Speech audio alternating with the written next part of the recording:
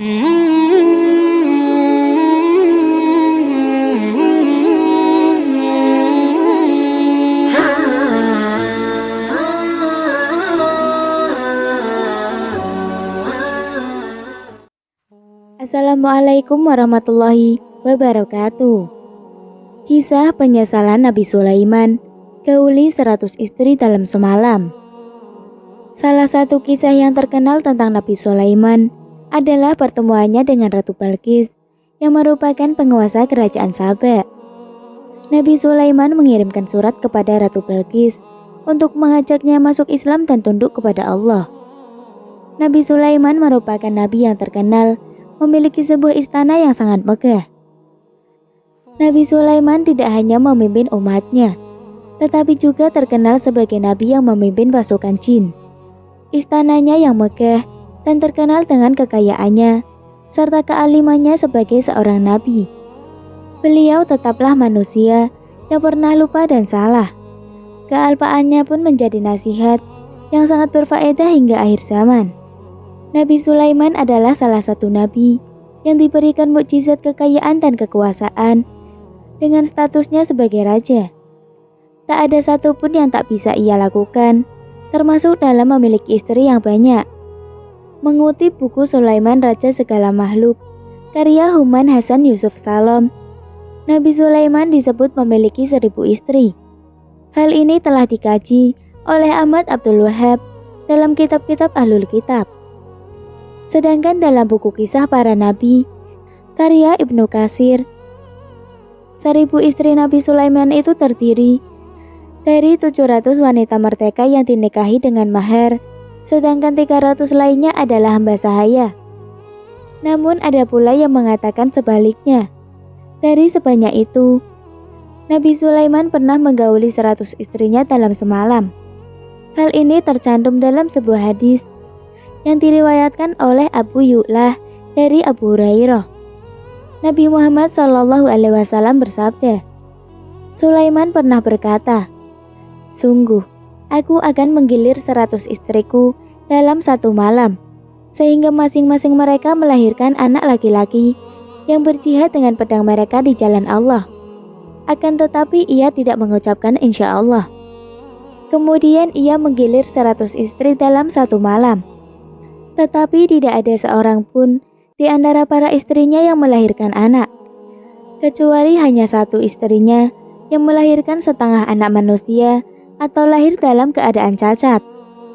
Setelah itu Rasul bersabda, "Kalau saja ia mengucapkan insya Allah, niscaya setiap istrinya akan melahirkan seorang anak laki-laki yang berjuang dengan pedangnya di jalan Allah." Hadis riwayat Abu Ya'la. Namun pada hadis lain, ada perbedaan angka jumlah istri Nabi Sulaiman yang digaulinya dalam semalam. Dari Abu Hurairah, Rasul bersabda, Sulaiman berkata, "Sungguh, aku akan menggilir 70 istriku dalam satu malam, sehingga nantinya masing-masing mereka akan melahirkan seorang ahli berkuda yang berjihad di jalan Allah Subhanahu wa Ta'ala."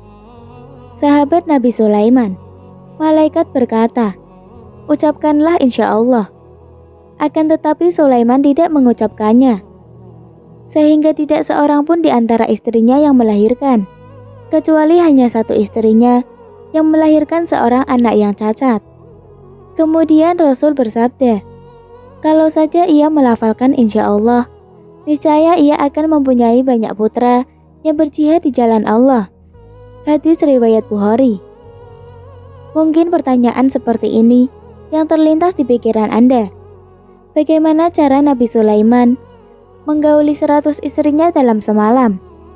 Apakah waktu dan kekuatannya cukup untuk melakukan hal itu? Dari hadis yang telah disebutkan sebelumnya, bisa dipahami bahwa hal itu adalah mukjizat yang diberikan Allah kepada Nabi Sulaiman. Sebagaimana kita ketahui, Allah menganugerahkan kekuatan dan kemampuan kepada para nabi lebih besar daripada manusia biasa. Para sahabat pernah berkata bahwa Nabi Muhammad SAW memiliki kekuatan 30 kali dalam bersetubuh. Hadis riwayat Bukhari, Al-Jami' As-Sahih nomor 265. Imam Al-Nawawi berkata, ini menjelaskan tentang keistimewaan yang dimiliki oleh para nabi, yaitu kekuatan bersetubuh dalam waktu semalam. An-Nawawi Sahih Muslim, Busur An-Nawawi, halaman 11.120. Sementara An-Nawawi menyebut, bisa saja malam pada zaman itu waktunya sangat panjang, sehingga Nabi Sulaiman mampu menyetubuhi 100 istrinya, sekaligus sholat tahajud dan tidur. Bisa saja Allah memberinya hal-hal yang luar biasa, sehingga Nabi Sulaiman mampu bersetubuh, bersuci lalu tidur. Sementara malam itu lebih panjang daripada malam sekarang. Sebagaimana hal-hal luar biasa yang dimiliki ayahnya Nabi Daud dalam membaca kitab Zabur, di mana Nabi Daud membaca Zabur selama memasang pelana tunggangannya. Sekarang hal ini banyak terjadi pada wali-wali Allah. Sedikit sejarah mengenai Nabi Sulaiman. Nabi Sulaiman adalah seorang nabi dan raja yang dianugerahi Allah dengan banyak kenikmatan seperti kekayaan, kekuasaan, kebijaksanaan, dan kemampuan berbicara dengan hewan dan jin. Ia adalah anak dari Nabi Daud yang juga seorang nabi dan raja. Nabi Sulaiman mewarisi kerajaan ayahnya setelah ia wafat. Nabi Sulaiman memiliki istana yang megah dan indah yang dibangun dengan bantuan jin dan burung-burung. Ia juga memiliki pasukan yang terdiri dari manusia, hewan, dan juga jin. Salah satu hewan kesayangannya adalah burung hudhud yang dapat terbang jauh dan memberikan informasi kepada Nabi Sulaiman. Salah satu kisah terkenal tentang Nabi Sulaiman adalah pertemuannya dengan Ratu Balqis yang merupakan penguasa kerajaan Saba. Nabi Sulaiman mengirim surat kepada Ratu Balqis untuk mengajaknya masuk Islam dan tunduk kepada Allah. Ratu Balqis kemudian datang menemui Raja Sulaiman dengan membawa hadiah-hadiah. Namun Raja Sulaiman menolak hadiah-hadiah itu dan menunjukkan kepadanya keajaiban-keajaiban yang diberikan Allah kepadanya, seperti mengangkat singgasana Ratu Balqis dari tempat asalnya ke istana Nabi Sulaiman dalam sekejap mata. Ratu Balqis akhirnya menyatakan keimanannya dan ketaatannya kepada Allah. Nabi Sulaiman juga dikenal sebagai pembangun Bait Suci, Baitul Maqdis pertama di Yerusalem, yang merupakan tempat suci bagi umat Islam, Yahudi, dan Kristen.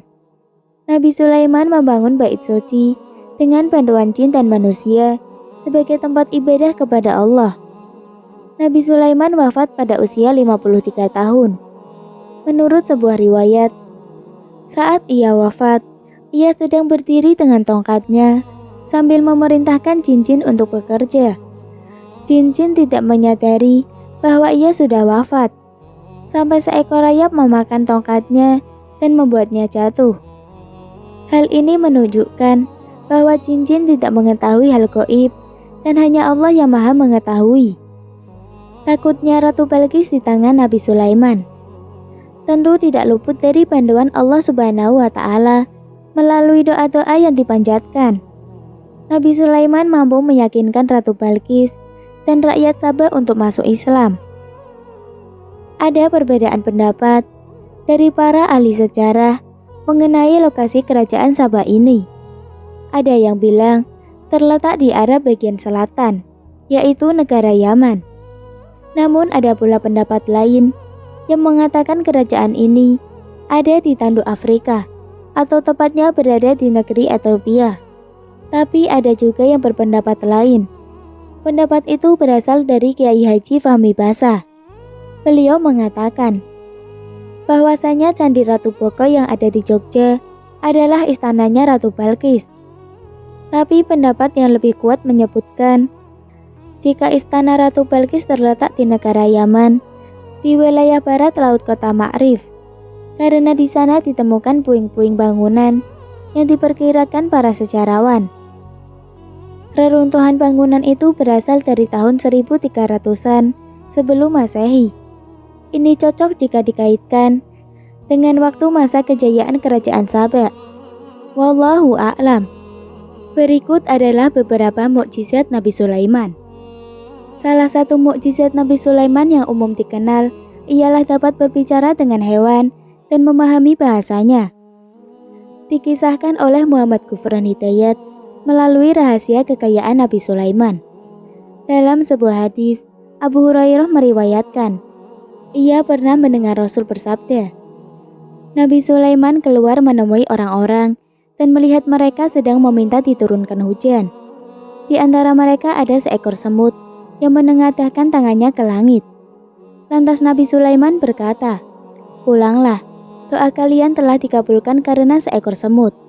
Kemampuan Nabi Sulaiman memahami bahasa semut tercantum dalam surat An-Naml ayat 18 sampai 19.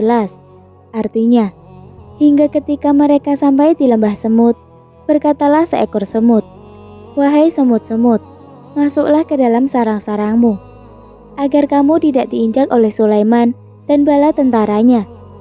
Sedangkan mereka tidak menyadari. Maka Sulaiman tersenyum, lalu tertawa karena mendengar perkataan semut itu.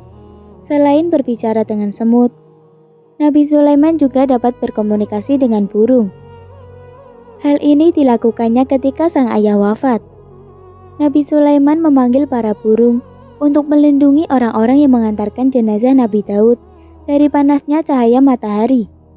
Dalam surat An-Naml ayat 16, Allah berfirman, artinya, dan Sulaiman telah mewarisi Daud, dan dia berkata, wahai manusia, kami telah diajari bahasa burung, dan kami diberi segala sesuatu. Sungguh semua ini benar-benar karunia yang nyata. Mukjizat lainnya yang dimiliki Nabi Sulaiman ialah mampu menundukkan jin sehingga mereka bekerja di bawah perintahnya dan menjadi bala tentaranya. Selain itu, para jin juga bekerja membantu Nabi Sulaiman membangun gedung-gedung tinggi serta pekerjaan berat lainnya. Dalam surat As-Saba ayat 13 dijelaskan terkait para jin yang membantu Nabi Sulaiman. Artinya, para jin itu bekerja untuk Sulaiman sesuai dengan apa yang dikehendakinya. Di antaranya, membuat gedung-gedung yang tinggi, patung-patung, piring-piring yang besarnya seperti kolam, dan periuk-periuk yang tetap berada di atas tungku. Bekerjalah wahai keluarga Daud untuk bersyukur kepada Allah, dan sedikit sekali dari hamba-hambaku yang bersyukur. Tak sampai di situ, Nabi Sulaiman bahkan mampu memerintahkan angin agar tunduk dan menaikinya bersama bala tentaranya. Hal ini dijelaskan dalam surat As-Sad ayat 36. Artinya, kemudian kami tundukkan kepadanya angin yang berhembus dengan baik, menurut kemana saja yang dikehendakinya. Wafatnya Nabi Sulaiman terjadi ketika beliau mendatangi sebuah pohon yang tumbuh di Baitul Maqdis. Atas kuasa Allah, Nabi Sulaiman berbicara dengan pohon tersebut.